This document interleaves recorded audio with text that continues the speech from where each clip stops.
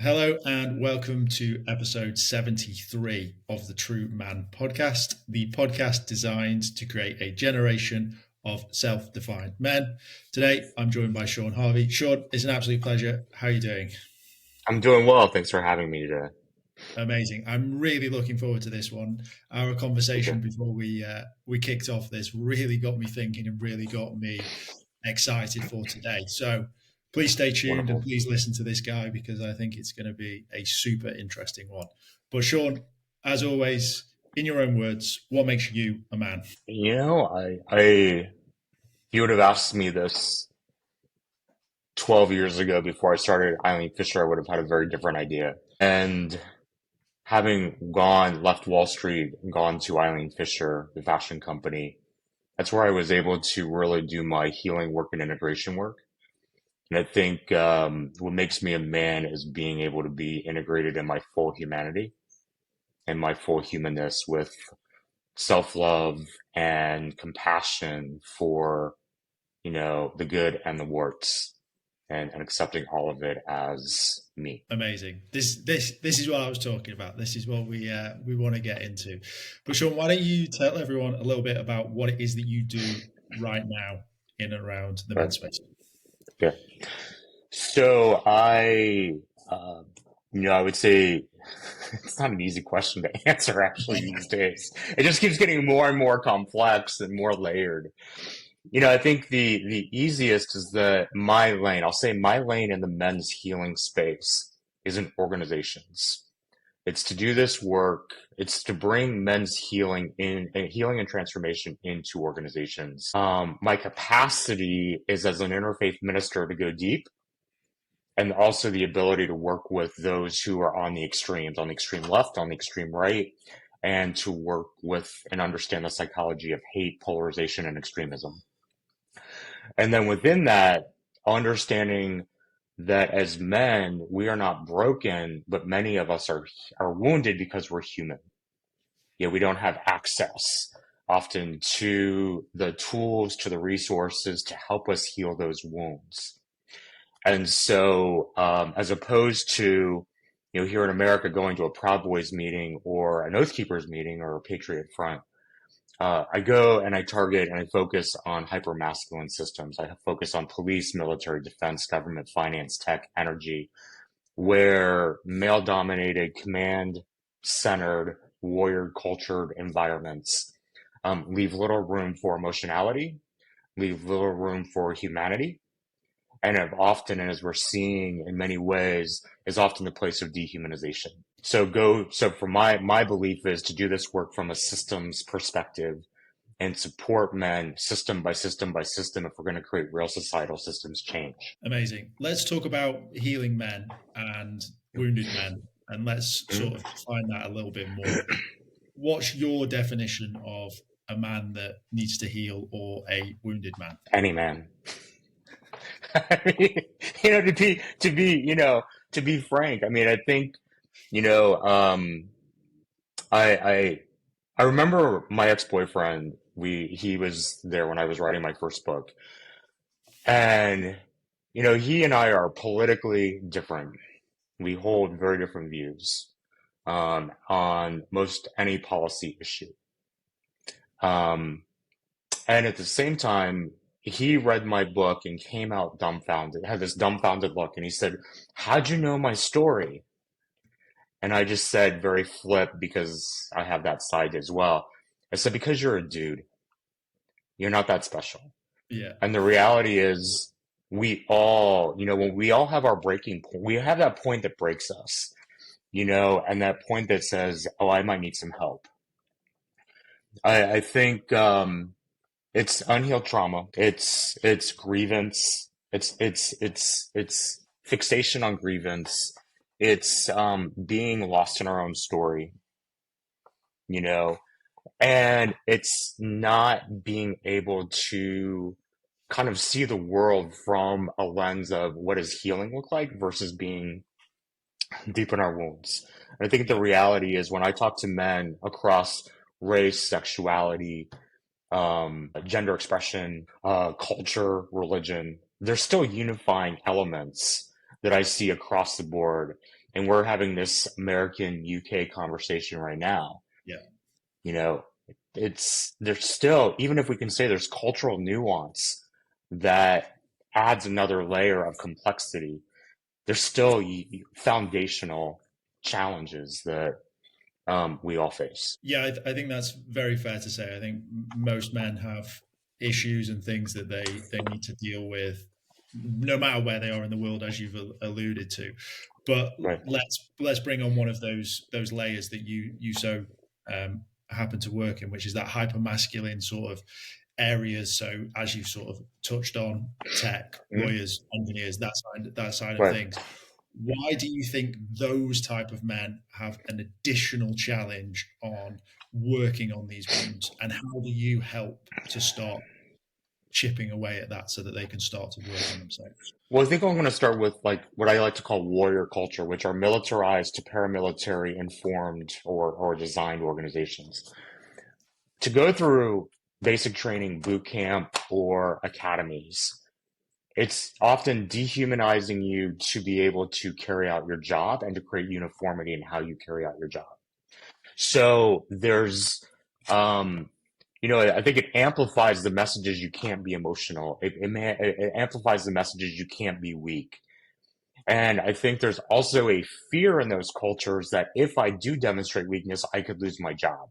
So you already have that in play. Then you have the propensity of why am I even attracted to these types of jobs? So you may already have a different distorted view of your own masculinity that informs how you come into the system, right? And then then what are the cultural levers in those systems? In what I like to call command-centered cultures, lawyers, tech, energy, consultants. I think the added layer is the shadow of competition. Yeah. The constraints of capitalism in terms of you have to perform to achieve to get paid. So livelihood is embedded in all of this. And in some variations, especially in say like finance, it's driven by profit motive. It's not driven by mission. Like money can only go so far as a mission.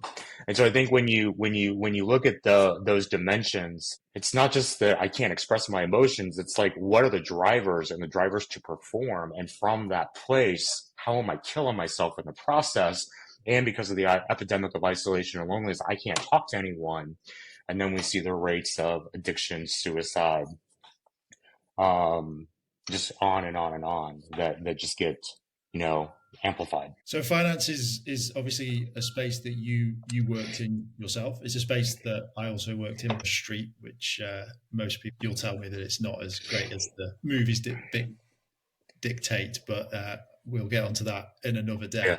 Yeah. But on that side of things, like, where did your change come? Because you sound like you're well removed from that sort of concept, that right. competition side of things, and like your nuance around masculinity and what it means right. to be a man is changed. So how did that change? Yeah, so I think so when I was a consultant on Wall Street, and so I headed up a consulting division overseeing about 150 consultants worldwide. In this firm in New York, and our clients were Wall Street, the Morgan Stanleys of the world, the Deutsche Banks, and the Goldman Sachs, and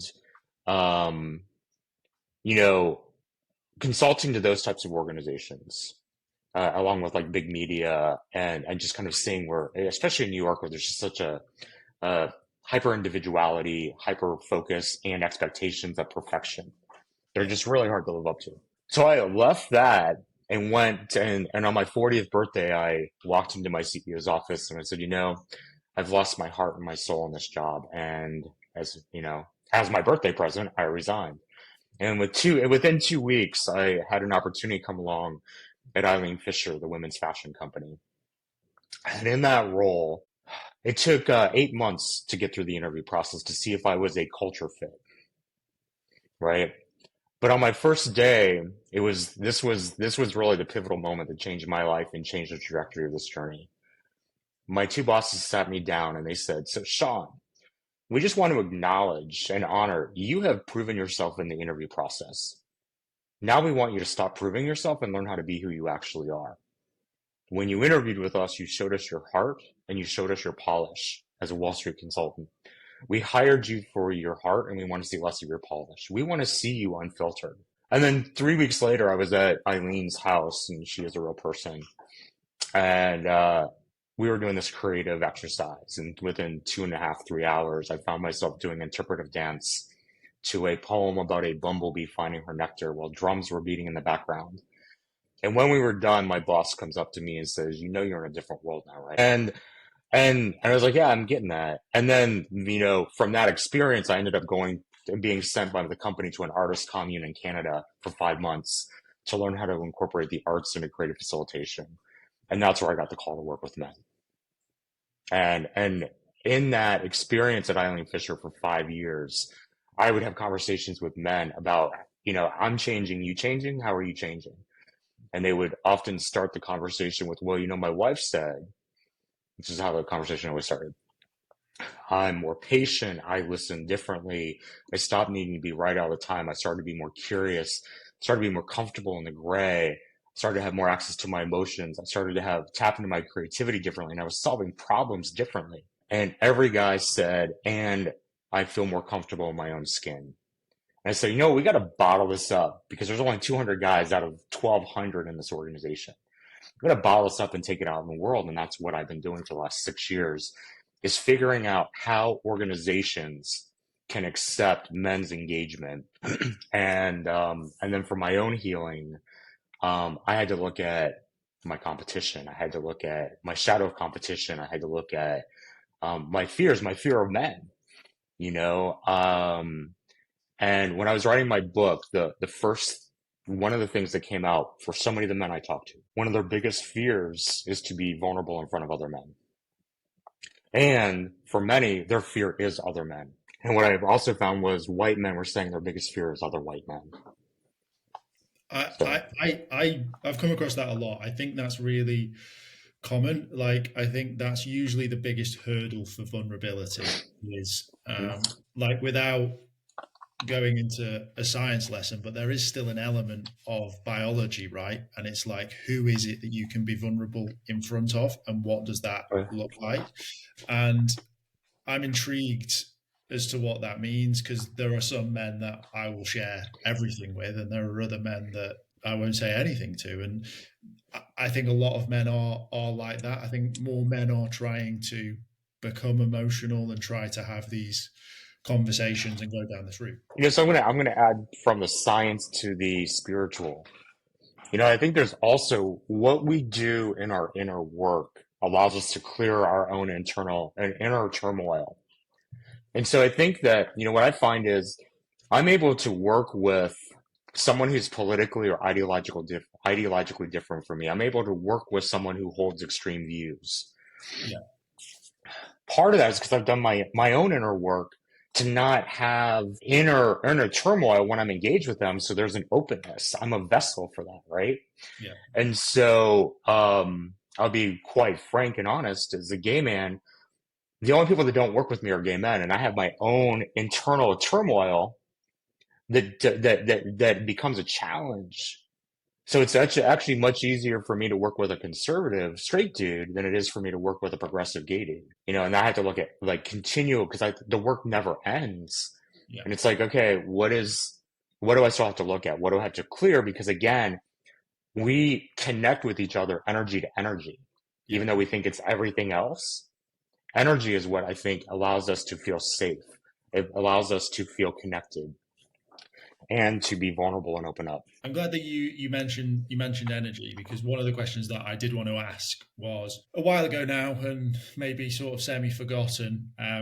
There was talk just before Trump got into power of Mark Zuckerberg talking about more masculine energy needed in the work environment. Now, right. You work with arguably organizations that have already ticked that box and are maybe looking to dismantle that a little bit and looking to embed some sort of vulnerability into these men. So what's your view on that? I had a conversation with Homeland Security about a month and a half ago. I looked at my materials, and they said, and I had never put DEI, feminist language, in my work because I knew it wouldn't work. Yeah. So I'd already pretty much scrubbed before I needed to scrub, right? But the one thing that when they looked at my materials, they said, "Oh man, you can't say to redefine masculinity anymore. You can't say there's anything wrong with masculinity." And follow Zuckerberg's lead. I was like, "What? Okay, all right, cool." And so what we did was, in our conversation, I just transformed it from redefine masculinity to embrace masculinity with strength and compassion. Give it a qualifier that speaks to the continuum of what masculinity can be. And one of the things that I've often said, because you'll never hear me in public, in the work, say toxic masculinity. I think does more harm than good. And I don't think we need to judge masculinity because masculinity is just a construct, as we know. And at the same time, it's not masculine itself, it's our relationship to it and what have we bought into. So I often started calling it compassionate masculinity. What if we just wrapped masculinity with love? And we actually, as opposed to judging men, as opposed to wanting men to change because we have this narrative that men are broken and have to be fixed.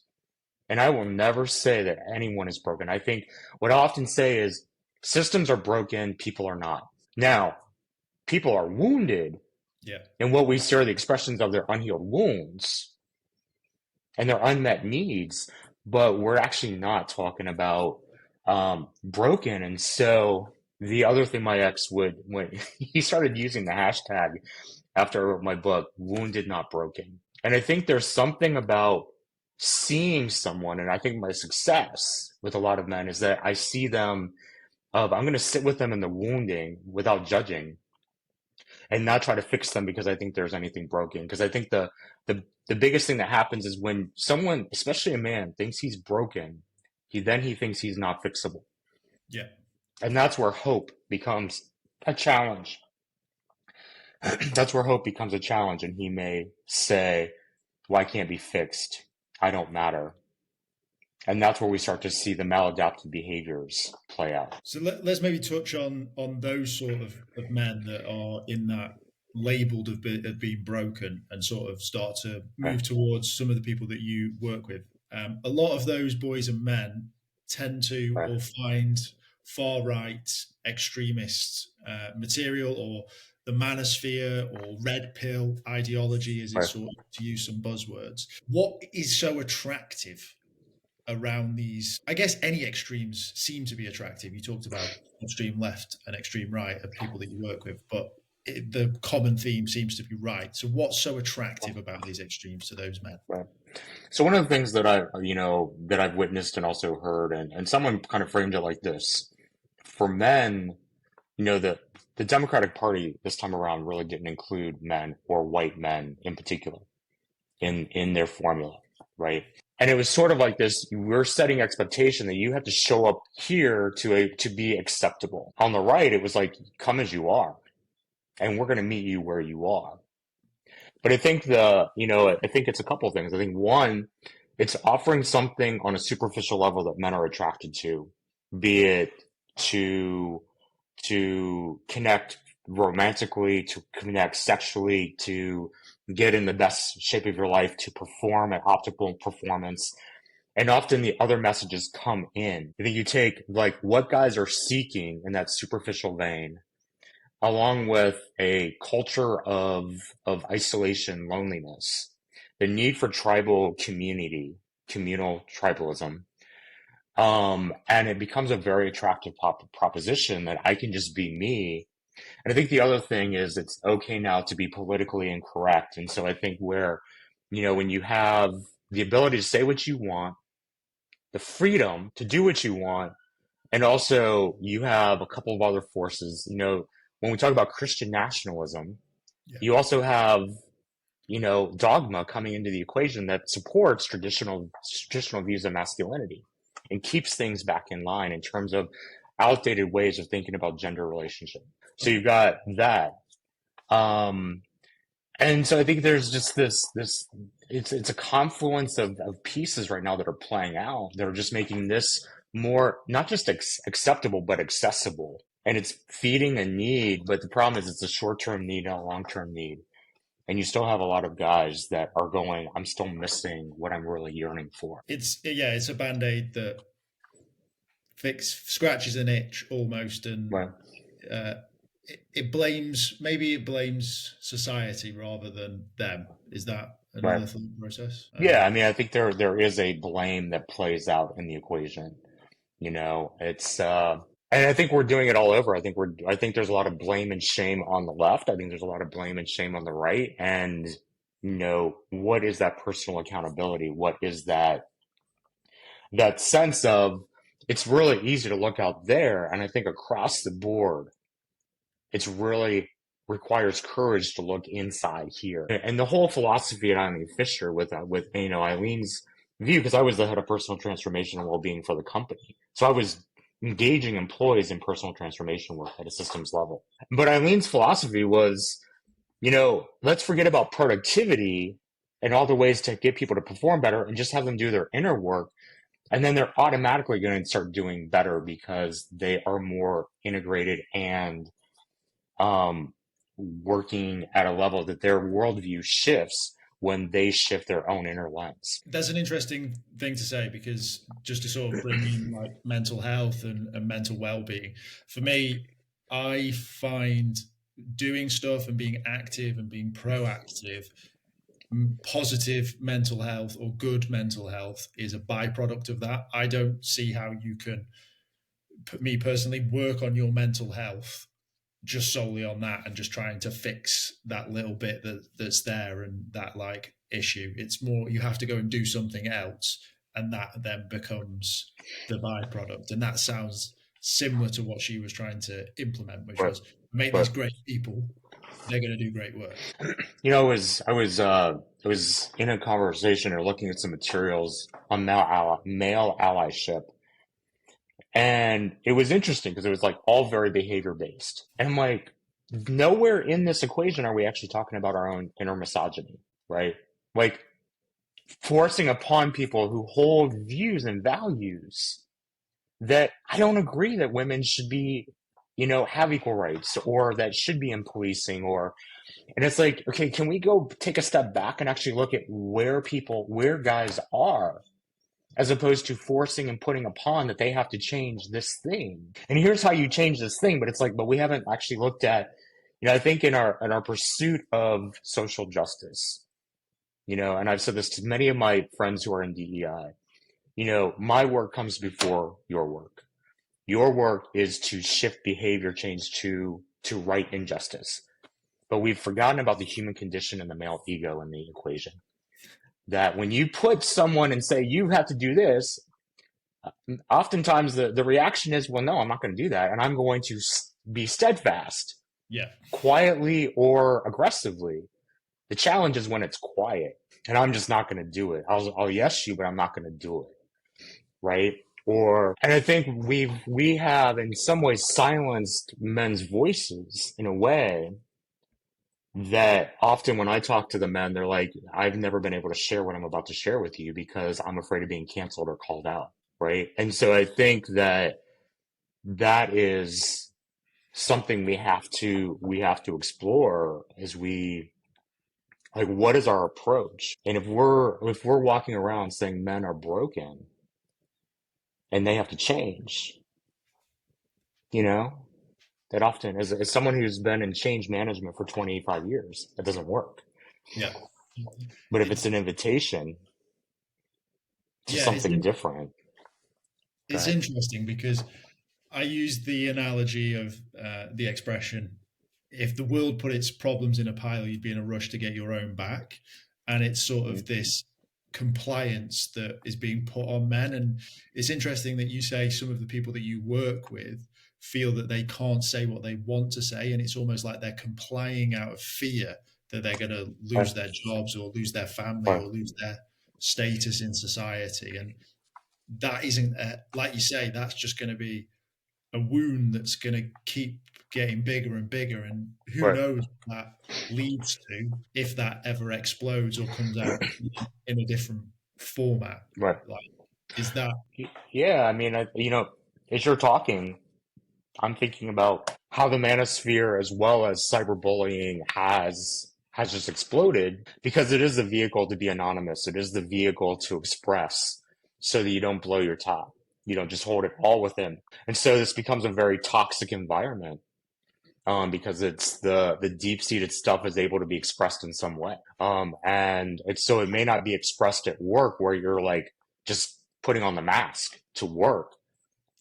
And I often say what's being said in the organization and what's being said at the kitchen table and then what's being said online can be very different things. Yeah, for sure. I think that is the anonymous nature of some of these online forums will allow for that to breed and Right.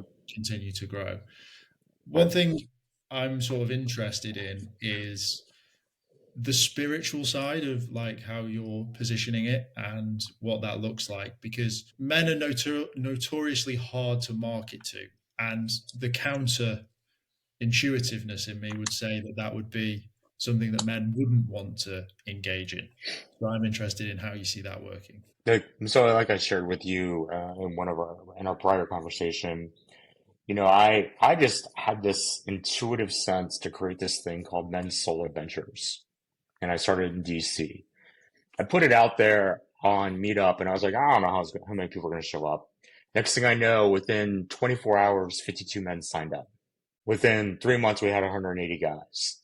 Then I experimented with 4 other cities and we went from 180 to 330 guys within 3 days. And what that said to me, it said a lot of things to me.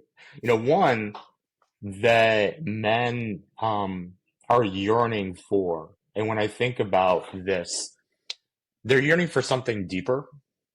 They may not be able to articulate it. They may not say it, but the deep yearning is like soul connection. What is their soul yearning for? What is their heart impassioned by? And when that's blocked, guys, can be stunted or be stuck or feel stuck. But the flip side of it is that soul yearning that stirs. And so when they see something that speaks to it, they respond. The second piece of it was when I started asking these guys, why did you come? A third of them said, I wanted a different type of adventure experience. A third of them said, I want deeper connection with men. But a third said, I just have questions about spirituality and faith that I haven't been able to ask or talk about. And it's not like they want to go all, conscious community. And it's not that they want to go religious dogma. They just want to ask their questions and they want to have a space where they can ask questions and relate it to the ways they're living in their lives. And so I started calling it practical spirituality for dudes, which I'm thinking could be a really cool app if I were ever in the mood to create an app. Yeah. And also I think so bringing a non-dogmatic interfaith perspective that also holds space for atheists and agnostics to explore their deeper values and deeper belief systems. I think, and that is invitational without mandatory or compulsory. Do you think a lot more men are waking up, like, to sort of use the terminology around energy, I guess? Like, we've had traditional roles for the 50s, 60s, 70s, and it started to sort of change in and around there, right? That 80s, 90s, the start of the metrosexual male and all of that side of things. But do you now think that more men are just waking up to the, like, what is the point of all this? Like, what else is there and what can I do? Yeah, I mean, I think, as you're clarifying what you're asking around, waking up, my second master's was in existential psychotherapy. And so however I frame this work with men, it comes down to 4 questions that I ask, the existential questions. Who am I? Why am I here? What am I here to do? And how do I love? I think of those as the 4 essential questions. And I don't know if I would say more men are waking up. I think that many men in general ask those questions at some point. And I think it's, just points in their life when they're hitting hard patch. They're hitting a bottom. They're hitting a, they're becoming disillusioned with what they've had. They're at a crossroads of some sort. That's when they start to ask these questions. But it's often prompted by something else. I think when you look at the world is shifting, and many men, if they're not, to your point, waking up, they're going to be left behind, right? Because the world is going to continue to evolve. Where we are right now, I think we are in the breakdown of our systems, our structures, and our society for the what's next. But we have to, this is ridding us of the outdated paradigms. And so it's going to be painful, but those who stay in that old paradigm are going to be left behind in the new, in what is going to evolve. So I think for our evolution as a species, it's essential. How we do that, though, is I think it's are they waking up? I think some are holding steady on the old. I think some are moving into the new, but still holding on to some of the old. And I think what we're really talking about is liberation and how to help men become liberated into their full humanity. Yeah. And in a world that has dehumanizes and given us the illusion of connection, but we're actually more disconnected than ever. That's an interesting thought. That is an interesting thought. We're maybe over-connected is another way of wording that. You mentioned sort of what's next. What's your view on that? What do you think that's happening? What do you think the change is for men and women and society? I think we're in spiritual warfare of sorts. And I think there is a different level of consciousness. I think there's a different level of connectedness. I think there's, breaking down and healing from oppression so that all voices, all lives can be lifted up in a very different way. And that we can be and coexist peacefully, even if we are ideologically on different pages, and so, but who knows? I mean, we're all in the, in this fact, we're all in it. We're all in this transitional period, transformational time. And at the same time, those are my hunches, but I would not go to the place of I have a vision for where we're going. I just from what I've seen in terms of what's breaking down, what wants to, and what I think many of us collectively are feeling wants to come through. And I think the key is going to be more and more of us doing our inner work so that we can tap into our deeper intuitive knowing. Yeah. So we're moving out of our logical minds. And so I had a spiritual guide say once to me, this is a process of moving from the lies of the mind, right? Bias, ego, all of that, and faulty teachings, toxic conditioning, to the truth of the heart, to the wisdom of the spirit, or that inner knowing. As we think about the what's next, the more of us that are engaged in that inner knowing, and then allowing in spaces for collective wisdom to emerge, I think that's when we're going to start seeing what the next is. Okay. And for those men who are aware but don't know what to do, and they want to embrace this and they want to move forward, what are some suggestions or some starting points for them? Well, let's break that down though. If you're aware, you're going to know what to do. So I think that is part of the process. My awareness and connecting to that you're starting to follow when you connect to that inner voice, then you can listen and you're going to be guided by your spirit and you're going to know what to do. And then in community, you're going to get more insight into what to do. So I think if what you're asking is guys are waking up, what do they do? Yeah. I think it's more a matter of one, finding community that is going to keep you grounded, allow you to go deep, allow you to cry, and allow you to be accountable. That's the first piece. I think the second piece, and I write about this in my book, is to, one of the ways to let down the mask and let the truth in is to see the world with childlike wonder. have that beginner's mind and reconnect with play and discovery and creativity. The third is surrendering into the unknown and surrendering control, letting go of the need to control and letting go of the need to control the outcome. The fourth, I would say, is learning to listen to the voice within. And last, to really kind of embrace the the world with vulnerability. And so I think, like, the first thing is just to get connected, break down the walls of isolation. Second is just to get honest with yourself and with others.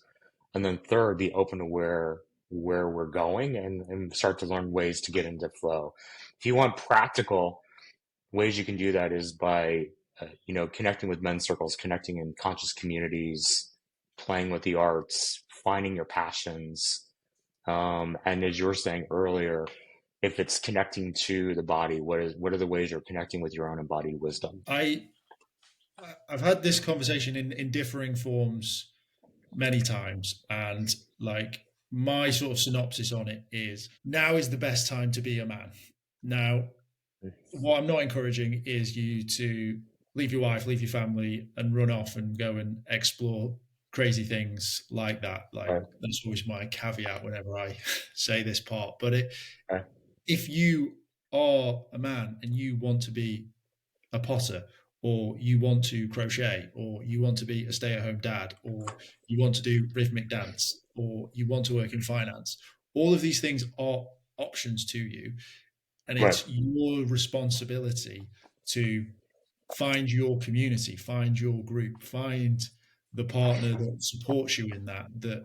But you understand that there has to be sacrifices to that. So what you're saying, I agree on. I just say it in a way is like, go and try stuff and see what fits, see what you put on today, and see where you want to go as a man, because it's an infinite option now. It used to be very almost binary, but you're saying in the future we're hopefully getting more and more fluid in what that means. Is that sort of fair to say? Well, I think if you're talking about how the rules and roles around the ways we show up as men or our expectations of men are shifting, yes.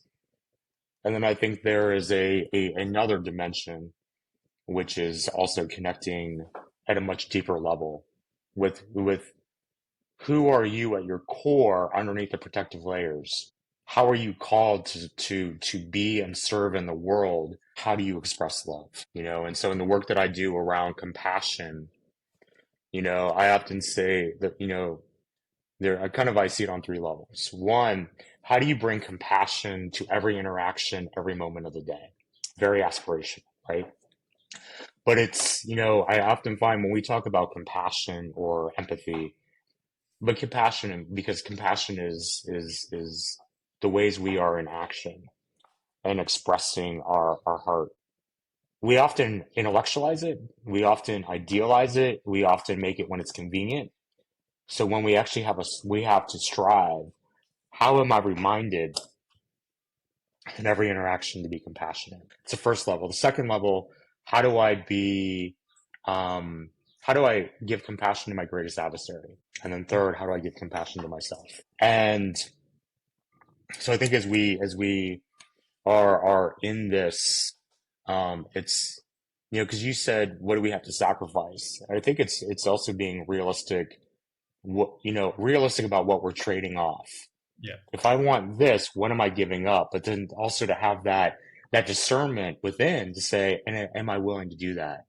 And what will it take to do that? Well, yeah, the counter argument of that is to maybe look at social media and see that there's this ability to be anything that you want to be, but there's also this narrative from a select few that say you should do everything, you should be everything, you should be you should be in the best shape you can be, you should be at the top of your career, and you should be a fantastic lover, just to use another example. But like that sort of, there's almost that extra pressure, but the way that you say it is that it is a balancing act, and you have to sacrifices and make choices, which goes all the way back to what you're saying, which is inner work and just who are you? It's funny you say that because like when I was a career coach and I started career coaching in like 2004, and I would often talk about rewriting the script, moving from the shoulds to the wants. So when I have that inner dialogue of I should be this, what we could replace it with is, okay, but what do I want? Yeah. And if I have should, there's often judgment in the ways I'm not measuring up to my own ideal. And that's often where shame, frustration, depression can play into the equation, right? So when there's a different, a reframing to what is it that I want, and where did these judgments come from? Where do these beliefs come from? And so as you were rattling off from social media, there's 5 things that we have to do. You mentioned 5 shoulds. That's a very limited way of thinking about some people who are complex, multidimensional, and have many different ways they can express in the world. And so being able to have, again, I think that's when I said earlier, liberation. This is about what liberation can look like when you rewrite the script from the should to the want, to the desire, to the yearn.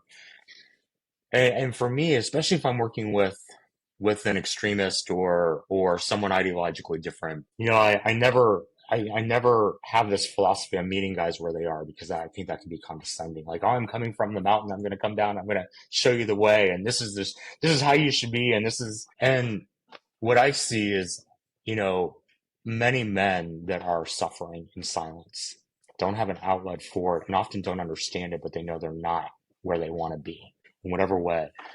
So my philosophy is, I meet men in their suffering. I don't fix it. I just be with them in it, acknowledge it, see them, witness them in it. I listen for their yearning, and then I think what's most important is I offer hope in the midst of both, because I think that I think is what can move from inner challenge to external violence, right? When we lose hope. Oh, hope is all we have. Is it not? That's the first thing. If you've lost that, you've lost everything. I think that's the end of it all. Maybe go on. Sorry. I just want to say, I co-founded an initiative to bring compassion into police departments, and we actually had a meeting with Senate staffers after the Uvalde shooting here in America. And it was like a week after.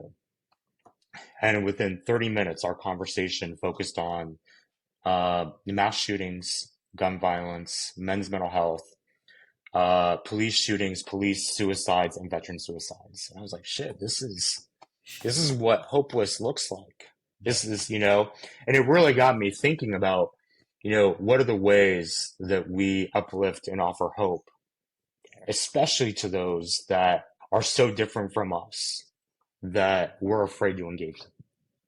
Yeah, that's actually really interesting. This we're very campy, aren't we? Now it's almost like left, right. This is right. This is wrong. If you do this, you're that, racist, misogynistic. Right. You're very easily pigeonholed.